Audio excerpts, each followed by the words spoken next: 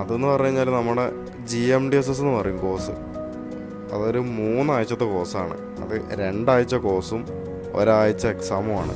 അത് ഭയങ്കര ടഫായിരുന്നു ആ കോഴ്സ് കംപ്ലീറ്റ് ചെയ്യാൻ. അത് അങ്ങനെ ടഫാക്കാൻ അതിനൊരു കാരണമുണ്ട്. അത് അത്ര ഇമ്പോർട്ടൻ്റ് ആയിട്ടുള്ള നമ്മുടെ ലൈഫിനെ മാറ്റർ ചെയ്യുന്ന അത്ര ഇമ്പോർട്ടൻ്റ് ആയിട്ടുള്ള ഒരു കോഴ്സാണ്. കാരണം നമ്മുടെ ഷിപ്പ് അപകടത്തിലാവുമ്പോൾ അല്ലെങ്കിൽ ഷിപ്പിന് എന്തെങ്കിലും എമർജൻസി സിറ്റുവേഷനിൽ നമ്മൾ അപകടത്തിലാണെന്ന് വേറൊരാളെ അറിയിക്കണ ഒരു സംഭവം ഉണ്ടല്ലോ. അതായത് നമ്മുടെ ഷിപ്പിൻ്റെ ഉള്ളിൽ കുറേ എക്യുപ്മെൻറ്റ്സ് ഉണ്ട് ഇതിന് വേണ്ടിയിട്ട്.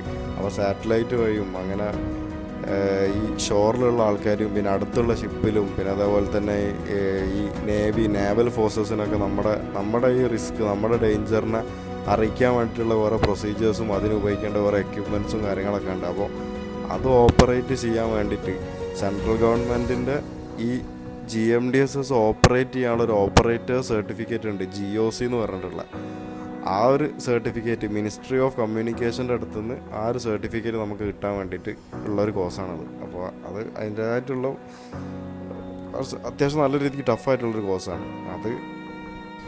ഈ കോഴ്സ് ഞാൻ എൻ്റെ പ്രീസി ട്രെയിനിങ് ഞാൻ ചെയ്ത മറ്റും തന്നെ ഞാൻ ഈ കോഴ്സും ചെയ്യാൻ വേണ്ടി തീരുമാനിച്ച് അങ്ങനെ അവിടെ പോയിട്ട് ഈ കോഴ്സൊക്കെ കംപ്ലീറ്റ് ചെയ്ത് പിന്നെ ഇതിൻ്റെ ഈ ഒരു കോഴ്സിൻ്റെ ഈ ഒരു എക്സാം ഞാൻ ഈ ഒരാഴ്ച ഉണ്ടെന്ന് പറഞ്ഞാൽ ഈ ഒരു എക്സാമിനൊരു പ്രത്യേകത ഉണ്ട്.